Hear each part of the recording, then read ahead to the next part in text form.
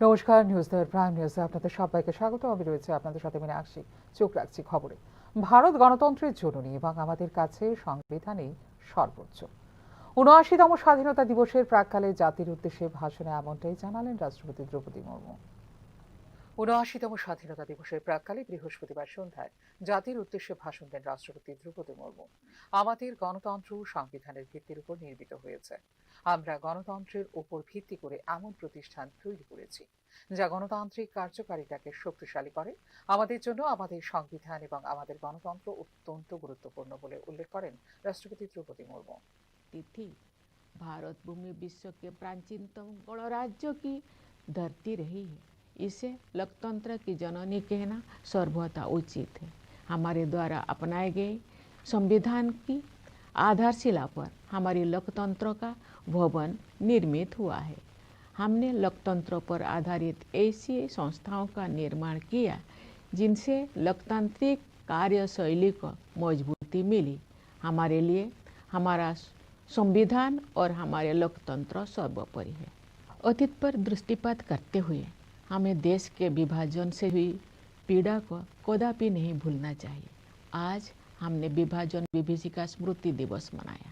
विभाजन के कारण भयावह हिंसा देखी गई और लाखों लोग विस्थापित होने के लिए मजबूर किए गए। आज हम इतिहास की गलतियों के शिकार हुए लोगों को श्रद्धांजलि अर्पित करते हैं।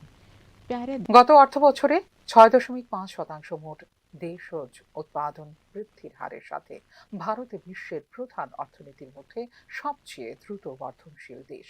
বিশ্ব অর্থনীতিতে বিরাজমান সমস্যা সত্ত্বেও অভ্যন্তরীণ চাহিদা বৃদ্ধি পাচ্ছে দ্রুত। মুদ্রাস্ফীতি নিয়ন্ত্রণে রয়েছে, বৃদ্ধি পাচ্ছে রপ্তানি। সমস্ত প্রধান সূচক দেখাচ্ছে অর্থনীতির শক্তিশালী অবস্থা। এটি আমাদের শ্রমিক ও কৃষক ভাই বোনদের কঠোর পরিশ্রম এবং নিষ্ঠার সাথে সুচিন্তিত সংস্কার এবং দক্ষ অর্থনৈতিক ব্যবস্থাপনার ফলাফল বলে এদিন উল্লেখ করেন রাষ্ট্রপতি। पिछले वित्त वर्ष में 6.5% की सकल घरेलू उत्पाद वृद्धि दर के साथ भारत दुनिया की प्रमुख अर्थव्यवस्था में सबसे तेजी से बढ़ने वाले देश है। वैश्विक अर्थव्यवस्था में व्याप्त समस्याओं के बावजूद घरेलू मांग में तेजी से वृद्धि हो रही है।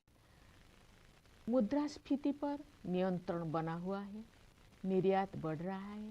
सभी प्रमुख संकेतक अर्थव्यवस्था की मजबूत स्थिति को दर्शा रहे हैं। ये हमारे श्रमिक और किसान भाई बहनों की कड़ी मेहनत और समर्पण के साथ साथ सुविचारित सुधारों और कुशल आर्थिक प्रबंधन का भी परिणाम है। सुशासन के माध्यम से बड़ी संख्या में लोगों को गरीबी से बाहर निकाला गया है। सरकार गरीबों के लिए अनेक कल्याणकारी योजनाएं चला रही है। जो लोग गरीबी रेखा से ऊपर तो आ गए हैं लेकिन मजबूत स्थिति में नहीं है, उनको भी ऐसे योजनाओं की सुरक्षा उपलब्ध है ताकि वे फिर से गरीबी रेखा से नीचे ना चले जाए। ये कल्याणकारी प्रयास सामाजिक सेवाओं पर बढ़ते खर्च में परिलक्षित होते हैं। आय की असमानता कम हो रही है, क्षेत्रीय असमानताएं भी कम हो रही है। जो राज्यों और क्षेत्र पहले कमजोर आर्थिक प्रदर्शन के लिए जाने जाते थे, वे अब अपनी वास्तविक क्षमता प्रदर्शित कर रहे हैं और अग्रणी राज्य के साथ बराबरी करने की दिशा में आगे बढ़ रहे हैं। আমাদের সংবিধানে 4টি মূল্যবোধ রয়েছে যা আমাদের গণতন্ত্রকে সমুন্নত রাখে। সেগুলো হলো ন্যায় বিচার, স্বাধীনতা, সাম্য এবং ভ্রাতৃত্ব বলে এদের উল্লেখ করেন রাষ্ট্রপতি। ভারতের ৭৯তম স্বাধীনতা দিবসের প্রাক্কালে জাতির উদ্দেশ্যে ভাষণ দেশবাসীকে আন্তরিক শুভেচ্ছা জ্ঞাপন করেছেন রাষ্ট্রপতি দ্রৌপদী মুর্মু। ফিউরো রিপোর্ট, নিউজ নাও।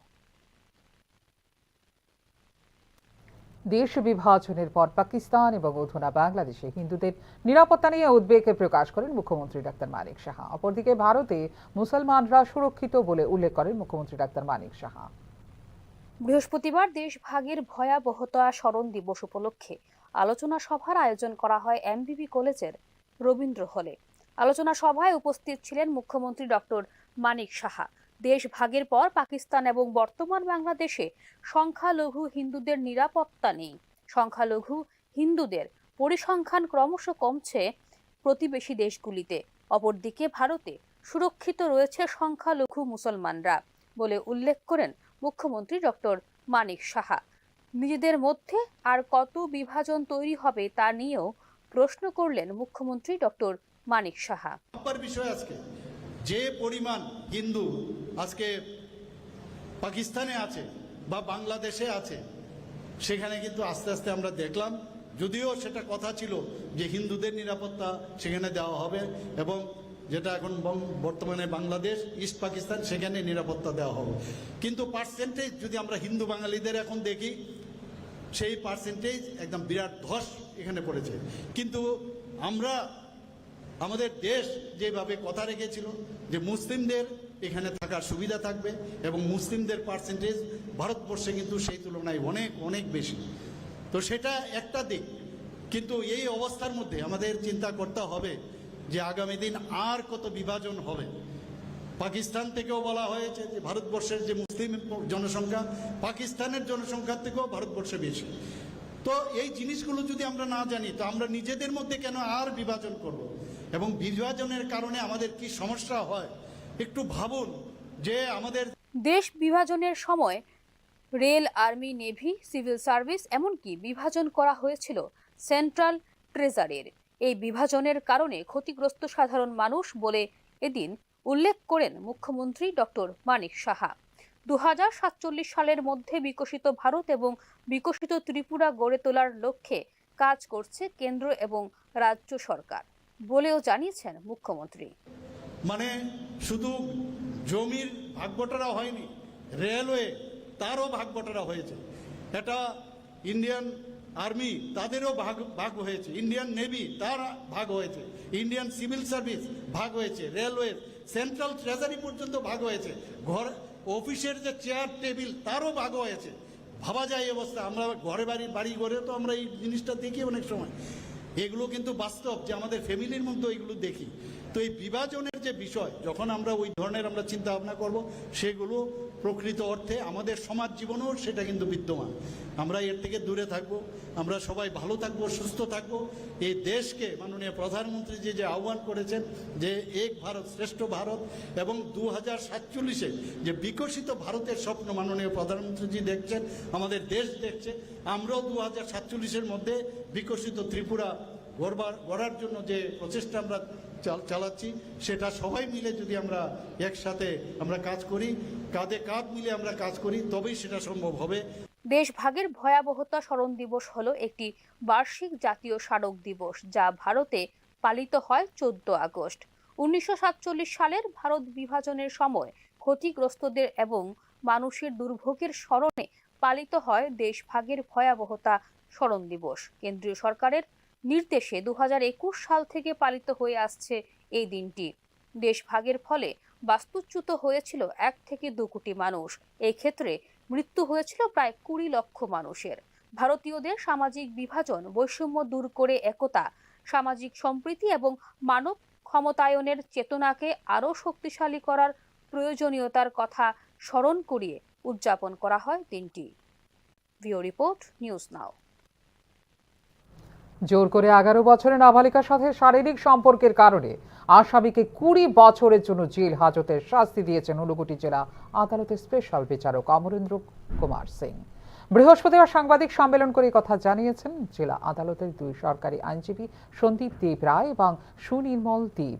গৃহ শিক্ষিকার অনুপস্থিতিতে তাঁরই স্বামী হরকুমার দেবনাথ 6ষ্ঠ শ্রেণীতে পাঠরত নাবালিকার সঙ্গে একাধিকবার জোরপূর্বক শারীরিক সম্পর্ক স্থাপন করে বলে সাংবাদিক সম্মেলনে জানিয়েছেন আবেদনকারীদের আইনজীবী। নাবালিকার কাছ থেকে ঘটনা জানার পর 2023 সালের 8 জুলাই কুমারঘাট থানায় মামলা লিপিবদ্ধ করেন তার পিতা।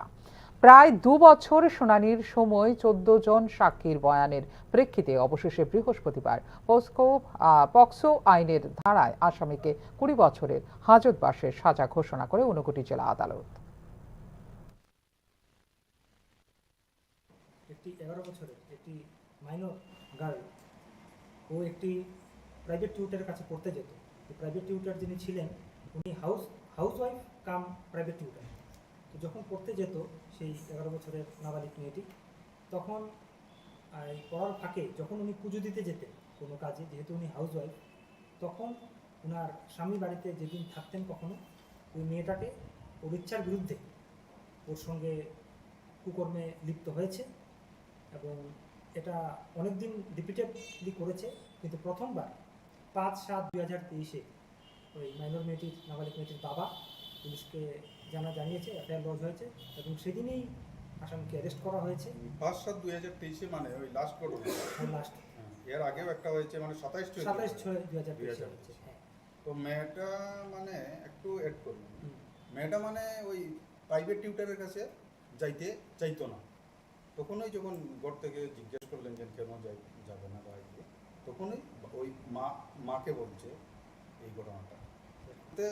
6 অফ পক্সো অ্যাক্ট অনুসারে 20 বছরের জেল এবং 11,000 টাকা জরিমানা। সেই জরিমানার টাকা না দিতে পারলে আরও 4 মাসের জেল এবং 376(2)(n অফ আইপিসি অনুসারে ওনার 10 বছরের জেল এবং 2,000 টাকা জরিমানা। এই 2,000 টাকা না দিতে পারলে আরও 1 মাসের জেল এবং এই পক্সো অ্যাক্ট অনুসারে আরও 5 বছরের জেল। দীর্ঘদিনের স্বপ্ন পূরণ হলো জুলাইবাড়িবাসীর। পরীক্ষামূলকভাবে চালু হলো কাঞ্চনজঙ্ঘা এক্সপ্রেসের স্টপেজ। জুলাইবাড়ি বিধানসভা কেন্দ্রের সার্বিক উন্নয়নের ধারাবাহিকতায় এক ঐতিহাসিক পদক্ষেপ হিসেবে জুলাইবাড়ি রেল স্টেশনে চালু হলো কাঞ্চনজঙ্ঘা এক্সপ্রেসের নতুন স্টপেজ। দীর্ঘদিন ধরে জুলাইবাড়িবাসীর এই দাবির বাস্তবায়ন হয়েছে বলে জানিয়েছেন মন্ত্রী শুক্লাচরণ নোয়াতিয়া।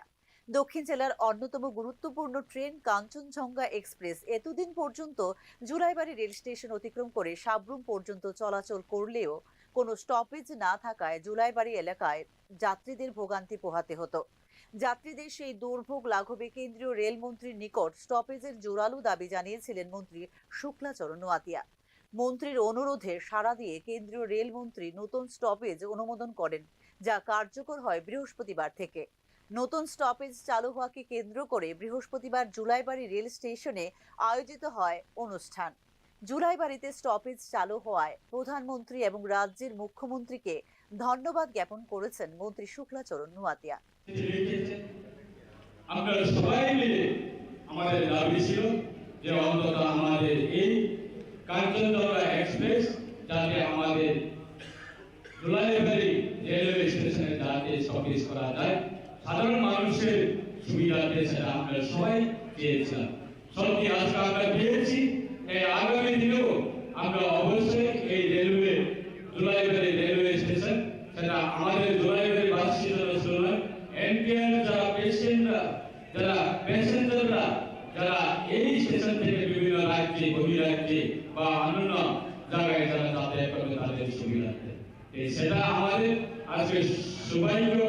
আমরা সেটাই আমাদের বিগত দিনে আমাদের স্বপ্ন ছিল।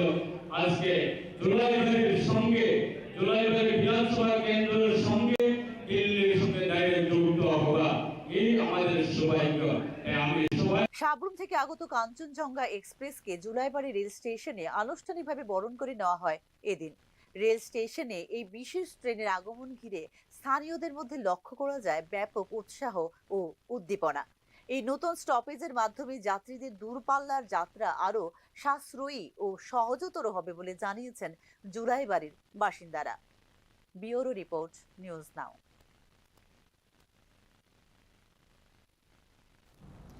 দীর্ঘ প্রতীক্ষার অবসান ঘটিয়ে বৃহস্পতিবার সাবরুম থেকে শিয়ালদাগামী কাঞ্চনজঙ্ঘা এক্সপ্রেস প্রথমবারের মতো থামল বিলোনিয়া রেল স্টেশনে। স্থানীয় বাসিন্দাদের দীর্ঘদিনের দাবি পূরণ হওয়ায় গোটা এলাকা জুড়ে বইছে উৎসবের আমেজ।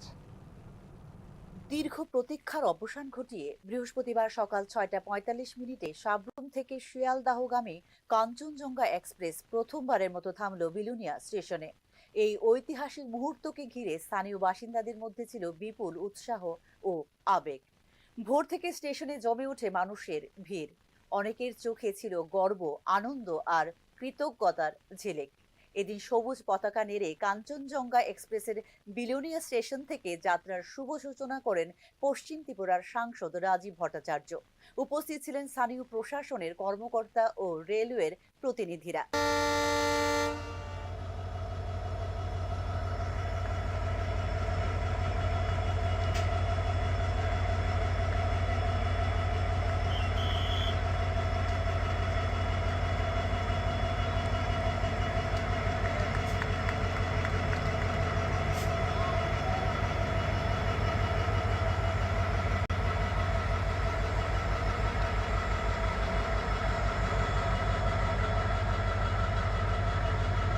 এই সংযোগের মাধ্যমে বিলোনিয়া এবং আশেপাশের এলাকার মানুষের জন্য খুলে গেল নতুন দিগন্ত।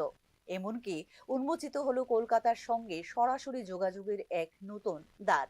শুধু যাত্রী পরিবহনই নয়, এর মাধ্যমে ভবিষ্যতে এই অঞ্চলের অর্থনৈতিক ও পর্যটন সম্ভাবনাও উল্লেখযোগ্যভাবে বাড়বে বলে প্রত্যাশা দক্ষিণ ত্রিপুরা জেলার বাসিন্দাদের।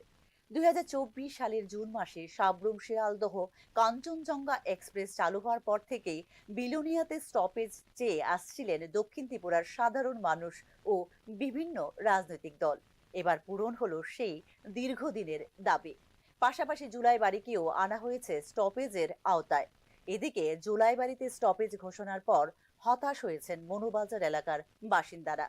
কারণ দক্ষিণ ত্রিপুরার সবচেয়ে যাত্রীবহুল স্টেশনগুলোর একটি হলো মনুবাজার, যেখানে যাত্রী সংখ্যা জুলাইবাড়ির থেকেও বেশি। বর্তমানে সাবরুম, বিলোনিয়া ও জুলাইবাড়ির তুলনায় গুরুত্বপূর্ণ ট্রান্সপোর্ট হাব হিসেবে পরিচিত মনুবাজার। প্রেক্ষিতে মনুবাজার স্টেশনেও কাঞ্চনজঙ্ঘা এক্সপ্রেসের স্টপেজ দাবি করেছেন স্থানীয়রা, যাতে উপকৃত হতে পারেন সব স্তরের যাত্রীরা। দক্ষিণ ত্রিপুরাবাসীর দীর্ঘদিনের দাবি আংশিক পূরণ করেছে এই সিদ্ধান্ত। যদি ভবিষ্যতে যাত্রী সংখ্যা ও জনচাপ আরও বাড়ে, মনুবাজারকেও স্টপেজের আওতায় আনতে পারে বলে প্রত্যাশা সংশ্লিষ্ট এলাকার সাধারণ মানুষের। এই সিদ্ধান্ত পরীক্ষামূলক, অর্থাৎ স্টপেজটি ভবিষ্যতে স্থায়ী হবে কিনা তা নির্ভর করছে পর্যবেক্ষণের উপর। 14 আগস্ট থেকে পরীক্ষামূলকভাবে শুরু হলো এই স্টপেজ। উত্তর পূর্ব সীমান্ত রেলের দেওয়া সূচি অনুযায়ী 13174 নম্বরের সাবরুম শিয়ালদহ কাঞ্চনজঙ্ঘা এক্সপ্রেস জুলাইবাড়ি স্টেশনে এসে পৌঁছবে ভোর 6:26 2 মিনিট পর, অর্থাৎ 6:28 বিলোনিয়ার উদ্দেশ্যে রওনা হবে ট্রেনটি। ভোর 6:46 বিলোনিয়ায় পৌঁছে সাবরুমের উদ্দেশ্যে রওনা হবে কাঞ্চনজঙ্ঘা এক্সপ্রেস। অপরদিকে 17134 নম্বরের শিয়ালদহ সাবরুম কাঞ্চনজঙ্ঘা এক্সপ্রেস ট্রেনটি বিলোনিয়া স্টেশনে থামবে রাত্রি 7:12। 7:14 জুলাইবাড়ির উদ্দেশ্যে রওনা হবে ট্রেনটি। এক্ষেত্রে রাত্রি 7:28 জুলাইবাড়িতে এসে পৌঁছবে কাঞ্চনজঙ্ঘা এক্সপ্রেস। 2 মিনিট স্টপেজ দেওয়ার পর রাত্রি 7:30 সাবরুমের উদ্দেশ্যে রওনা হবে ট্রেনটি। ব্যুরো রিপোর্ট, নিউজ নাও। অবসান হলো দীর্ঘদিনের দাবি, কৈলা শহরে চালু হলো আল্ট্রাসাউন্ড পরিষেবা। উপকৃত হবেন 59 জেলার মানুষ। 59 জেলার স্বাস্থ্য পরিষেবায় যুক্ত হলো নতুন অধ্যায়। কৈলাসহর মহকুমা হাসপাতাল অর্থাৎ RGM-এ বৃহস্পতিবার আনুষ্ঠানিকভাবে চালু হলো আল্ট্রাসাউন্ড পরিষেবা। দীর্ঘদিন ধরে কাঙ্ক্ষিত এই সুবিধা চালু হওয়ায় উপকৃত হবেন মহকুমা সহ গোটা জেলার মানুষ। সংক্ষিপ্ত এক অনুষ্ঠানের মধ্য দিয়ে পরিষেবার উদ্বোধন করেন রাজ্যের সমাজ কল্যাণ ও সমাজ শিক্ষা দপ্তরের মন্ত্রী টিঙ্কু রায়। দীর্ঘদিন ধরে RGM হাসপাতালে আল্ট্রাসাউন্ড চালুর দাবি ছিল কৈলাস শহরের মানুষের। মুখ্যমন্ত্রী ডক্টর মানিক সাহার তৎপরতায় সম্ভব হয়েছে বাস্তবায়ন। রাজ্য সরকার ইতিমধ্যে স্বাস্থ্য খাতে প্রায় 1000 কোটি টাকা ব্যয় করেছে। চলেছে নতুন পরিষেবা চালু করা এবং আধুনিক অবকাঠামো তৈরির কাজ। কৈলাসহর মহকুমা হাসপাতালের পুরনো অবকাঠামো ভেঙে নতুন করে নির্মাণেরও রয়েছে পরিকল্পনা বলে এদিন জানিয়েছেন মন্ত্রী টিঙ্কু রায়। অনেক ডাক্তারদের নিয়োগ হয়েছে আমাদের নতুন করে DPS এর মাধ্যমে অনেক ডাক্তাররা নিয়োগ পেয়েছে, প্রায় 200 পরে ডাক্তাররা নতুন করে যোগ দেবে কাজে। তো এখন যেটা আমাদের জেলা হসপিটালগুলোতে ডাক্তারদের শর্টেজ বা আমাদের মহকুমা হসপিটালগুলোতে ডাক্তারের শর্টেজ রয়েছে, সেগুলো পরিপূর্ণ হবে। এছাড়াও আমাদের যে নার্স বা অন্যান্য যে তাদের মেডিকেল পরিষেবার যে সমস্ত দপ্তরে খালি পোস্ট রয়েছে, সেগুলো ক্রমশই ধীরে ধীরে পূরণ করা হচ্ছে। আমাদের এই হসপিটালে একটা ডিএ ডিকশন আমাদের সেন্টার আমরা টেম্পোরারি উদ্বোধন করেছিলাম, সেটাও খুব শীঘ্রই সেটার পরিষেবা দেওয়া শুরু হবে, তারও নিয়োগ প্রক্রিয়া শুরু হয়েছে। আমরা আমাদের জেলায় যদি দেখি একটা নেশামুক্ত হসপিটাল 50 বেডে, যেটা মাননীয় মুখ্যমন্ত্রীর হাত দিয়ে আমরা উদ্বোধন করেছিলাম, সেটাও খুব শীঘ্রই কাজ শুরু হবে। তার জন্য ল্যান্ড লেভেলিং বা বাকি ব্যবস্থা করা রয়েছে। স্বাস্থ্য পরিষেবায় গোটা এই আল্ট্রাসাউন্ড পরিষেবা পরিচালনা করবেন 59 জেলা হাসপাতালের একজন বিশেষজ্ঞ চিকিৎসক। ভবিষ্যতে এখানে একজন স্থায়ী ডাক্তার নিয়োগ করবে স্বাস্থ্য দপ্তর। প্রায় 36 লক্ষ টাকা ব্যয়ে এই আধুনিক চিকিৎসা সুবিধা চালু হয়েছে কৈলাসহর মহকুমা হাসপাতালে। ব্যুরো রিপোর্ট, নিউজ নাও।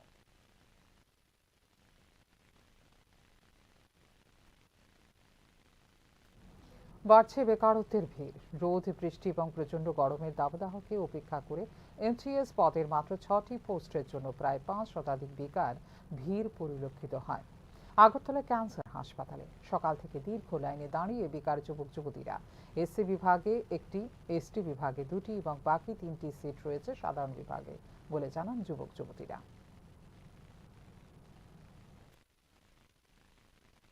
কি কারণে তোমরা এখানে আজকে এমটিএস এর পোস্টে লোক নিতেছে, এই কারণে এসিআই কয়টা পোস্ট আছে? 6টা পোস্ট। এর মধ্যে কি কি আছে? 6টা পোস্ট, এর মধ্যে আমি যতটুকু জানি এসির একটা পোস্ট, আর এসটির মেবি 2টা পোস্ট, আর ইউআর এর 3টা পোস্ট। এই কতজন ক্যান্ডিডেট এখন অবধি? প্রধান রেফারেল হাসপাতাল জিবি হাসপাতালে সংবাদ সংগ্রহ করতে গিয়ে আক্রান্ত হলেন সাংবাদিক ভোপাল চক্রবর্তী। হাসপাতালের রোগী কল্যাণ সমিতির দোকান থেকে ওষুধ ক্রয় করার সময় দুর্ব্যবহারের শিকার হন একজন ক্রেতা। ঘটনাস্থলে উপস্থিত থাকায় বিষয়টি কভার করতে যান সাংবাদিক ভোপাল চক্রবর্তী। তখনই কাউন্টারে থাকা এক ব্যক্তি ছিনিয়ে নেন সাংবাদিকের হাত থেকে মোবাইল। সম্পূর্ণ ঘটনা নিয়ে এনসিসি থানায় মামলা দায়ের করলে বিষয়টি গুরুত্ব সহকারে দেখা হচ্ছে এবং পুলিশ আইনি ব্যবস্থা নেবে বলে জানিয়েছেন জিবি হাসপাতালের deputy medical super doctor Kanak Chowdhury.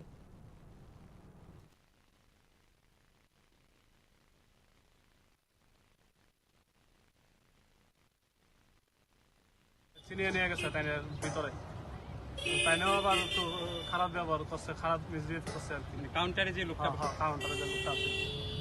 তবে এটা একটা অনভিপ্রেত ঘটনা, মানে একদম আশা করা যায় না। এটা একটা ভুল বোঝাবুঝি থেকে হয়েছে। আমাদের দিক থেকেও যারা এই দোকানের মধ্যে, আমাদের বলতে এই দোকানে যারা আছে ওষুধের কাউন্টারে, তাদের মধ্যে থেকেও যে রিয়াকশনটা দেখিয়েছে এটা মোটেই পাবলিক ফ্রেন্ডলি বলবো না আমি। এবং যে জিনিসটা কথাবার্তার মাধ্যমে সুন্দরভাবে মিটিয়ে ফেলা যেত সেটাকে অন্যরকমভাবে রূপ দেওয়া হয়েছে।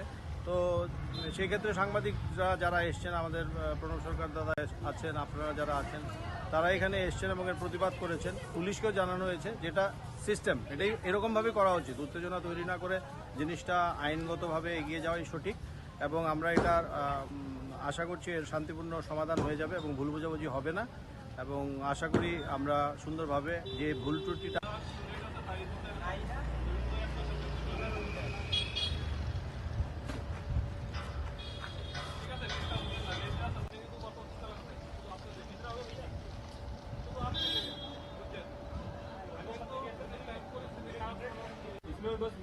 আপনার নামটা বলুন তো।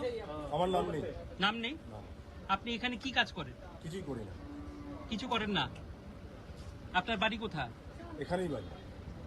ছিনিয়ে রেখেছিল, সবটা আমার ক্যামেরাতে রেকর্ডেড আছে।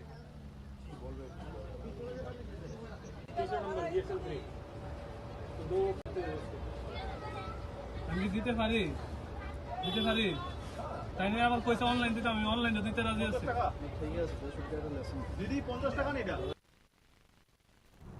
এখনকার মতো এই মুহূর্তের সংবাদ এই পর্যন্ত। অন্যান্য আপডেটস দেখার জন্য অবশ্যই নজর রাখতে হবে নিউজ নাওর পর্দায়। নমস্কার, শুভরাত্রি।